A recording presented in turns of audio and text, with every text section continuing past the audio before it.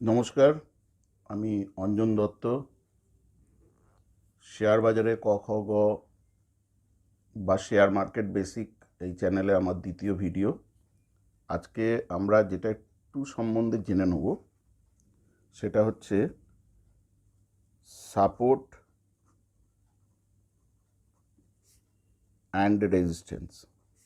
এটা কি শেয়ার বাজারে? এটা খুব ইম্পর্ট্যান্ট একটা পার্ট। অনেকে এরকম মানুষ আছেন যারা এর বেসিসে ট্রেড করে থাকেন। এর মধ্যে একটি কথা বলে নেওয়া দরকার, আমার চ্যানেলের এটা দ্বিতীয় ভিডিও। প্রথম ভিডিওতে আমি শেয়ার বাজার সম্বন্ধে একদম ইন্ট্রোডাক্টরি পার্টের কিছু জিনিস, কীভাবে আপনার ক্যাপিটালকে প্রোটেক্ট রাখবেন ইত্যাদি নিয়ে আমি আলোচনা করেছিলাম। আপনারা পারলে প্রথম ভিডিওটা আমার দেখে নেবেন। সেকেন্ড ভিডিওতে আমরা আসছি সাপোর্ট এবং রেজিস্ট্যান্স। শেয়ার বাজারে যে কোনো একটা স্টকের সাপোর্ট এবং রেজিস্ট্যান্স আমরা কীভাবে নির্ণয় করব, বা সাপোর্ট আর রেজিস্ট্যান্সটা কী, প্রথমে যারা শেয়ার মার্কেট সম্বন্ধে কিছুই জানেন না, একেবারে বিগিনার্স, তারা এই ব্যাপারটা ভালো করে জেনে নিলে এটার বেসিসেই অনেক ট্রেড করতে পারবে। দেখুন, সাপোর্ট মানে কি? সাপোর্ট মানে হচ্ছে এটাকে আমরা বলতে পারি বাইং জোন। ঠিক আছে?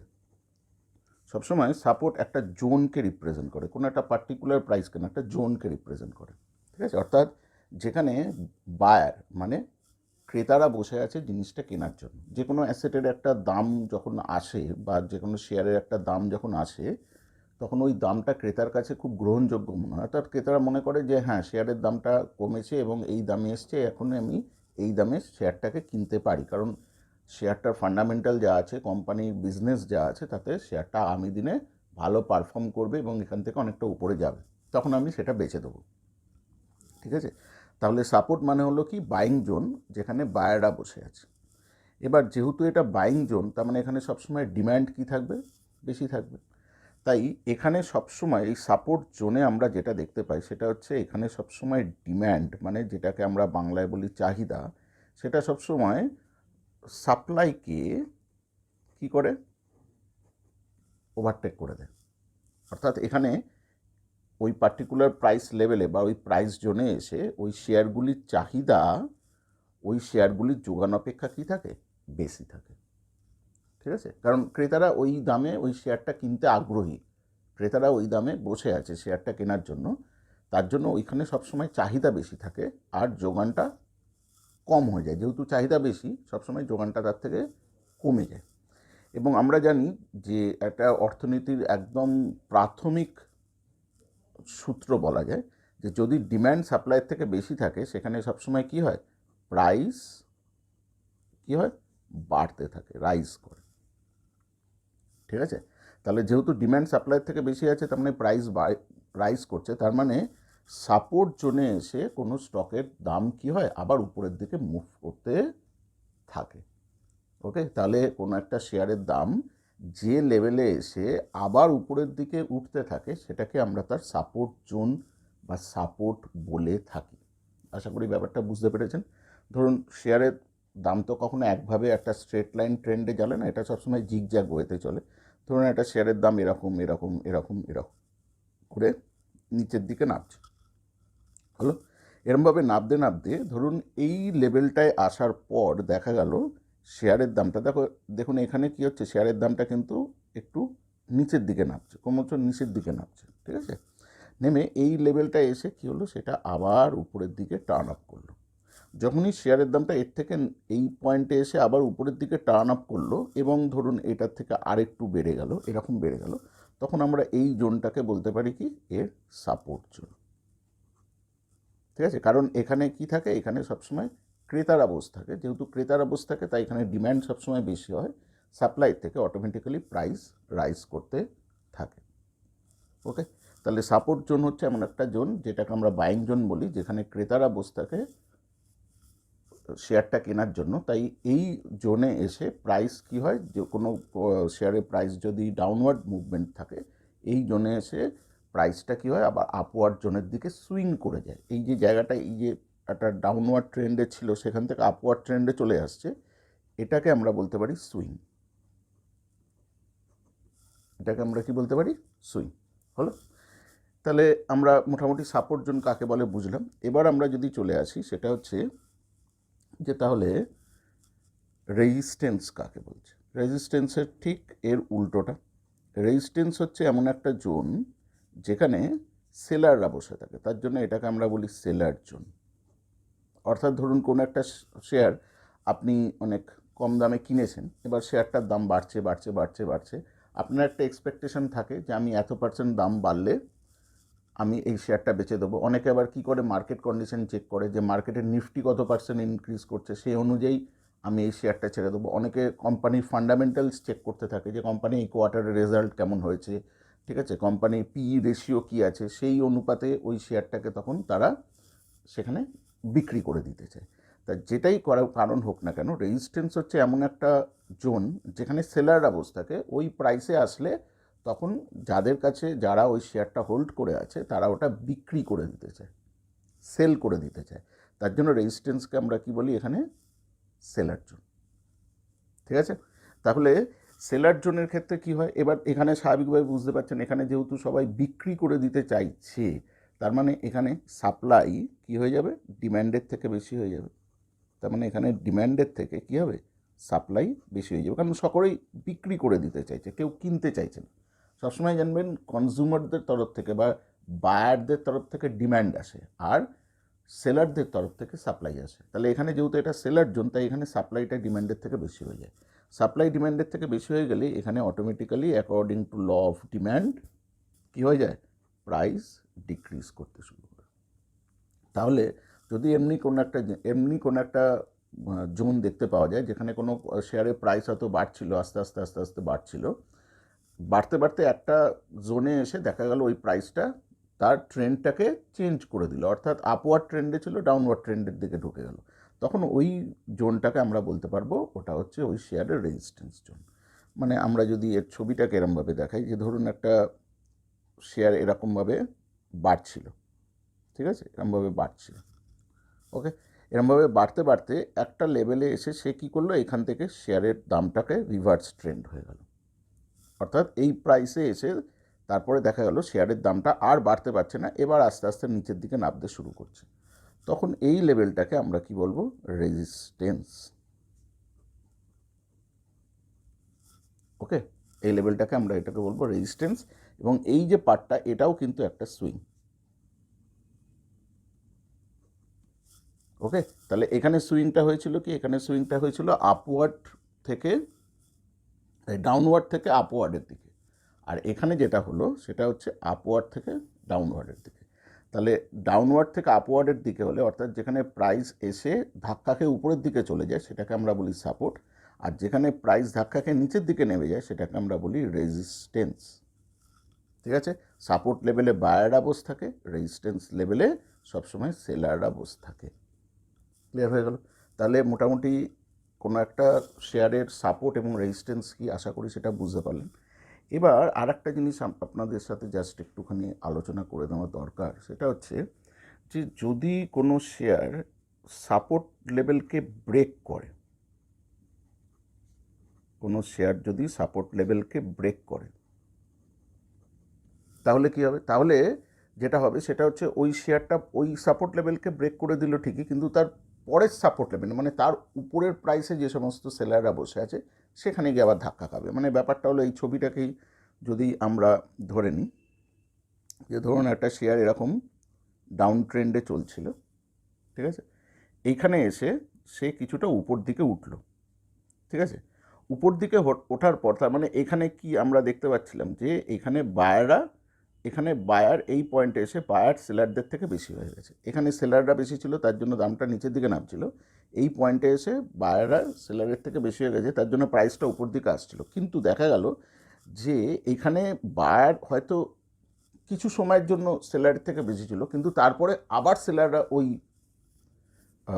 কি বলে ওই শেয়ারটাকে বেচে দিতে আগ্রহী আছে। মানে ধরুন একটা বাড়ি, সেই বাড়িটাকে আপনি 10 লাখ টাকা দামে বেচবেন বলে ঠিক করেছেন, ঠিক আছে, এবার 10 লাখ টাকা দামে বেচবেন বলে ঠিক করেছেন, ওর দাম হয়তো 10 লাখ হচ্ছে, তখন হয়তো দেখা যাচ্ছে যে কেউ ওইরকম টাইপের বাড়ি 8 লাখ টাকা দামে বেচতে রাজি হয়ে যাচ্ছে, কেউ হয়তো ওটাকে 7 লাখ, মানে একেবারে ইকোনমির অবস্থা এতটাই খারাপ যে মানে যারা কোনো অ্যাসেট হোল্ড করে আছে তারা মনে করছে যে কোনো দামে আমি শেয়ারটাকে বেচে দিতে পারলেই হলো, বা যে কোনো দামে আমি আমার অ্যাসেটটাকে বেচে দিতে, কারণ যত দিন যাবে তত আমি নিচের প্রাইস দেখব।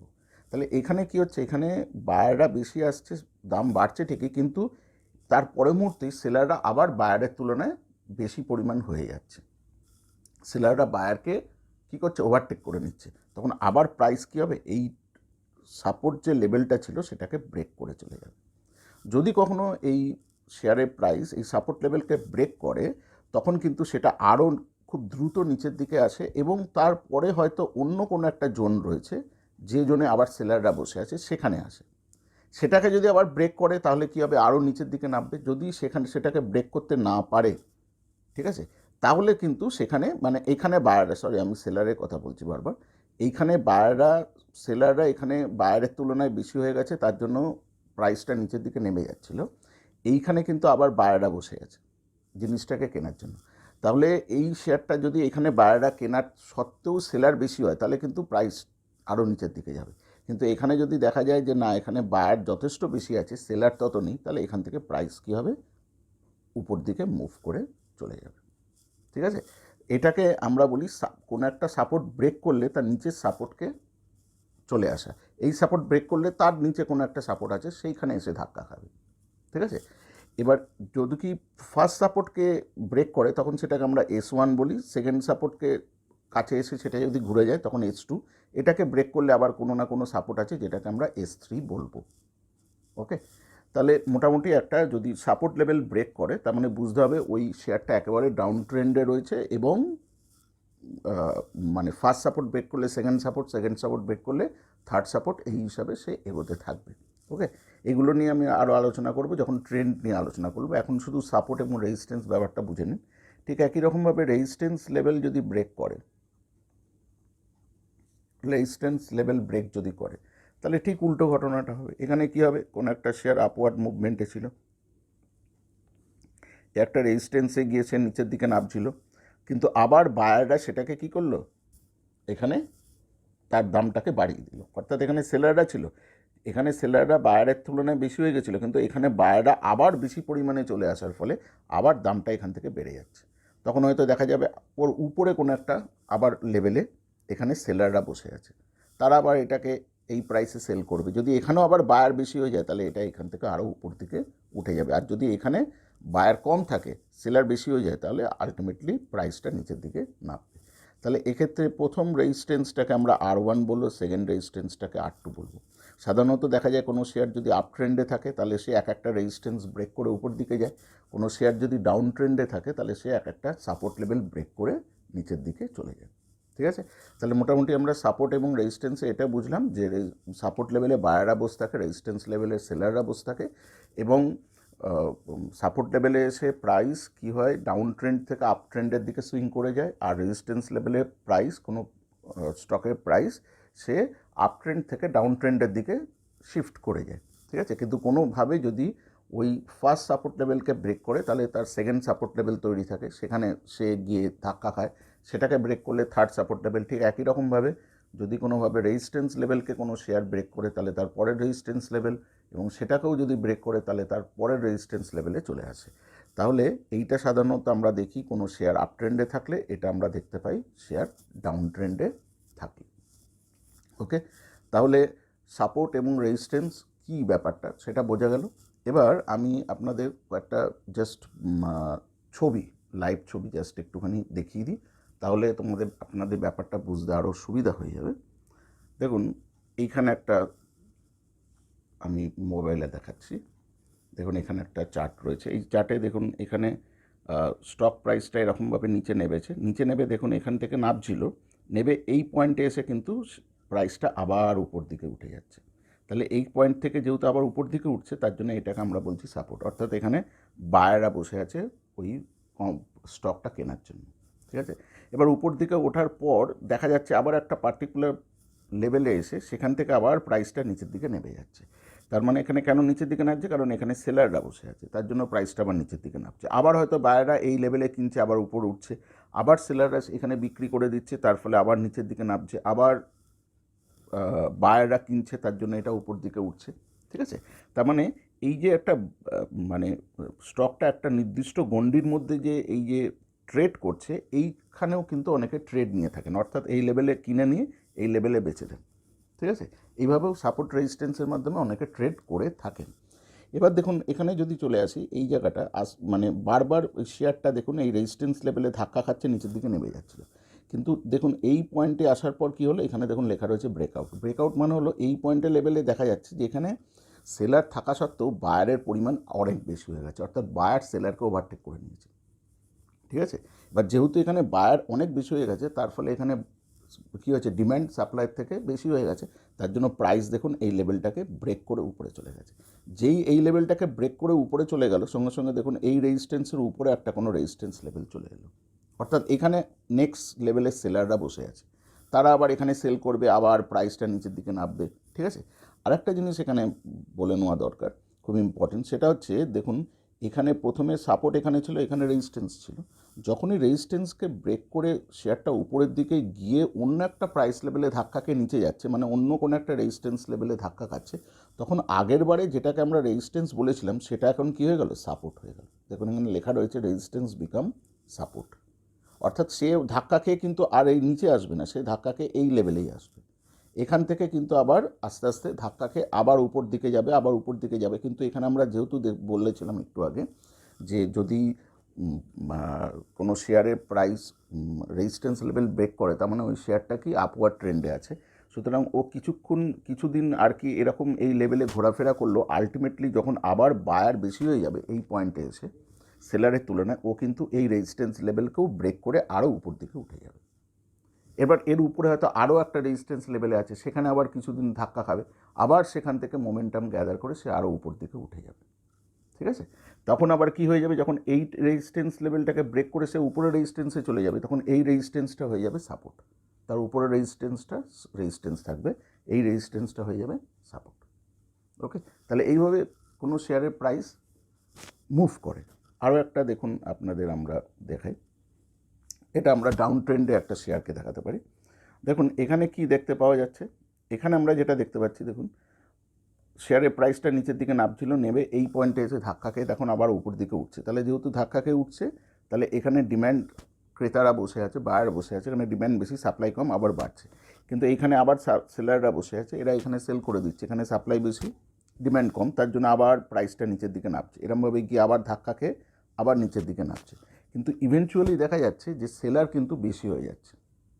ঠিক আছে, এই স্টকের সেলার বেশি হয়ে যাচ্ছে, তাই এখানে এসে বায়ার সেলারকে কিছুটা ওভারটেক করে দামটা একটু বাড়ালেও সেলার কিন্তু এতটাই বেশি থাকছে যে বায়াররা বেশিক্ষণ এই দামটাকে ধরে রাখতে পারছে, অর্থাৎ সেলাররা আবার বায়ারকে ওভারটেক করে দিচ্ছে, এবং তার ফলে প্রাইস কিন্তু এই সাপোর্ট লেভেলগুলো ব্রেক করে আবার নিচের দিকে নেমে যাচ্ছে। আবার নিচের দিকে যখনই নেমে যাচ্ছে, এই লেভেলে আবার কিছু বায়ার বসে আছে, তারা এখানে কিনছে, তার জন্য এটা আবার উপর দিকে চলে যাচ্ছে। এবার উপর দিকে কত দূর যাবে না, আগের বারে যেটা দেখেছিলেন যে যখন কোনো একটা রেজিস্ট্যান্স ভাঙে সেটা তখন পরবর্তীকালে সাপোর্ট হয়ে যায়, তাহলে ঠিক একই রকমভাবে যখন এই সাপোর্টটাকে ভেঙে নিচে সাপোর্ট নিচ্ছে, তখন এই সাপোর্টটা হয়ে যাবে কি, রেজিস্ট্যান্স। দেখতে পাচ্ছেন তো, এই সাপোর্টটা এবার কি হয়ে গেল, রেজিস্ট্যান্স, অর্থাৎ এটা নিচে এসে এখানে সাপোর্ট নিয়ে আবার উপরে গিয়ে কি এখানেই ধাক্কা খাবে, আবার এখান থেকে কিছুটা নিচের দিকে এসে আবার সাপোর্ট নিয়ে আবার এখানে ধাক্কা খাবে, আবার এরকম করে কিছু হবার পর আস্তে আস্তে যখন সেলাররা যখন আবার বেশি পরিমাণে চলে আসবে বায়ারদের তুলনায়, অর্থাৎ বায়ারের তুলনায় সেলার আবার বেশি হয়ে যাবে, তখন কিন্তু সে এই সাপোর্ট লেভেলকে আবার ব্রেক করবে, ব্রেক করে তলার কোনো একটা সাপোর্ট লেভেলে গিয়ে ধাক্কা খাবে, তাই তো। আর যখন সে তলার কোনো সাপোর্ট লেভেলে ধাক্কা খাবে, তখন এই সাপোর্ট লেভেলটা হয়ে যাবে তার রেজিস্ট্যান্স। ওকে, তাহলে এই ধরনের ঘটনা তখনই ঘটে যদি কোনো স্টক একটা ডাউন ট্রেন্ডে থাকে। আর প্রথম যে ছবিটা দেখেছিলাম সেই ঘটনা তখনই ঘটে যখন কোনো একটা স্টক আপ ট্রেন্ডে থাকে। মানে সাধারণত আমরা দেখতে পারি যখন বাজারে তেজি অবস্থা থাকে তখন স্টকগুলো এই রকমভাবে মুভ করে, ঠিক আছে, এইভাবে মুভ করে, একটা রেজিস্ট্যান্স লেভেল ব্রেক করে উপরে চলে যায়। আর যখন মোটামুটি বাজার ডাউন ট্রেন্ডে বা বাজারে রিসেশন চলে আসে, হ্যাঁ, তখন স্টকগুলো সাধারণত বেশিরভাগ স্টক এরমভাবে মুভ করতে থাকে, অর্থাৎ সে এক একটা সাপোর্ট টেবিল ব্রেক করে নতুন সাপোর্ট টেবিল ক্রিয়েট করতে থাকে। ওকে, তাই সাপোর্ট এবং রেজিস্ট্যান্স কিন্তু একটা স্টকের প্রাইস অ্যাকশনের ক্ষেত্রে একটা ইম্পর্টেন্ট রোল প্লে করে। যে সাপোর্ট এবং রেজিস্ট্যান্সের উপর বেস করে অনেক ট্রেডার ট্রেড নিয়ে থাকে এবং সেখান থেকে তারা অনেক ইনকাম আর্ন করতে পারে। তাহলে এই হয়ে গেল আমাদের মোটামুটি সাপোর্ট এবং রেজিস্ট্যান্স লেভেল। এবার আমরা চলে আসি আমাদের স্টক রেকমেন্ডেশন। আগের দিনের যে আমরা স্টক রেকমেন্ডেশন করেছিলাম সেই স্টক রেকমেন্ডেশনটা আমরা একটুখানি রিভিউ করে নেব, তারপর আজকের স্টক রেকমেন্ডেশনে আমরা চলে আসব। আগের দিন আমরা যে স্টকটা রেকমেন্ড করেছিলাম সেটা ছিল ডক্টর লাল প্যাথ ল্যাব। যদি আমার ভিডিওটা না দেখে থাকেন একবার গিয়ে দেখে নেবেন, ওখানে আমরা এই স্টকটা রেকমেন্ড করেছিলাম এবং এই স্টকের দামটা মনে হয় তখন ছিল 2450 টাকা এরকম লেভেলে ছিল এবং আমরা টার্গেট দুটো দিয়েছিলাম। একটা টার্গেট ছিল, টার্গেট 1 ছিল আমার 2500 এবং আমাদের কাছে টার্গেট 2 ছিল 2540। ঠিক আছে, এই স্টকটা প্রথম দিনই অর্থাৎ মন্ডেতেই, আপনারা খুলে একটু দেখে নেবেন, মন্ডেতেই এই স্টকটা হাই করেছে। মন্ডেতেই এই স্টকটা হাই করেছে 2506। তার মানে ও 2500 লেভেলে কী করেছে, টার্গেট অ্যাচিভ করে দিয়েছে। তার মানে একদিনে মন্ডেতেই ও কী করেছে, আপনাদের মোটামুটি একটা ও ধরতে পারেন 2% মতো একটা রিটার্ন দিয়ে দিয়েছে। ঠিক আছে, এরপর ও সারা সপ্তাহটা মোটামুটি 2440 থেকে ও 2480-86 এই লেভেলটা ও ঘোরাফেরা করেছে। ঠিক আছে, এবং ফ্রাইডেতে গিয়ে ও ক্লোজিং দিয়েছে কত, ফ্রাইডেতে গিয়ে ও 2466.25 এই দামে ও ক্লোজিং দিয়েছে। ঠিক আছে, আপনারা শেয়ারটাকে ওয়াচে রাখবেন। আর দেখবেন আমি ওই ভিডিওতে বলে দিয়েছিলাম এর জন্য আমরা টাইম নিচ্ছি 3 উইকস। 3 উইকসের মধ্যে আমি বলেছিলাম টার্গেট 1 এবং টার্গেট 2 অ্যাচিভ করতে পারে। তার মধ্যে প্রথম দিনই ও টার্গেট 1 হিট করে দিয়েছে মন্ডেতেই। রোববার দিন আমার ভিডিও রিলিজ হয়েছিল, মন্ডেতেই অ্যাচিভ করে দিয়েছে। আর টার্গেট 2 আমরা আশা করছি 3 উইকস, মানে একটা উইক গেছে, বাকি দুটো উইকের মধ্যে ও কিন্তু 2540 অ্যাচিভ করে নেবে। মানে 2540 অ্যাচিভ করা মানে মোটামুটি ধরে রাখুন একটা 5%-এর রিটার্ন কিন্তু আপনারা পেয়ে যাবেন। তবে একটা কথা বারবার বলে রাখি, এই স্টকটা ডক্টর লাল প্যাথ ল্যাব, একে সবসময় একটু বাই অন ডিপস, ঠিক আছে, একে সবসময় একটু নিচের দিকে কেনার চেষ্টা করবেন, তাহলেই আপনারা ভালো রিটার্নটা পাবেন। মোটামুটি 2420 লেভেলে আসবে কিনা জানি না, 2420 থেকে 2440 এই লেভেলটা একটা ভালো বাইং জোন, এইখানে ওকে কেনার চেষ্টা করবেন। তাহলে কিন্তু আপনারা এই টার্গেট লেভেলে যখন যাবে তখন একটা ভালো রিটার্ন আপনি সেখান থেকে এক্সপেক্ট করতে পারেন।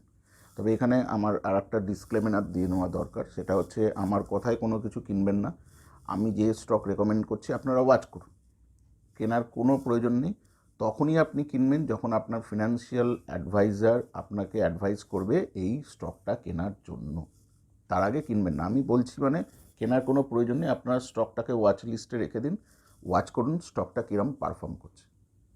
ঠিক আছে, এবার আজকে চলে আসি আমার আজকের স্টক রেকমেন্ডেশনের কথা। আজকে আমরা 3টে স্টক বলে দিতে পারি, মোটামুটি বাই লেভেলে রয়েছে, কিছুটা বেড়ে গেছে লাস্ট দিন ফ্রাইডেতে, বাজারটা বেড়ে যাওয়ার জন্য অনেকটাই বেড়ে গেল। তবুও দেখতে পারেন রিলায়েন্স, টাটা পাওয়ার,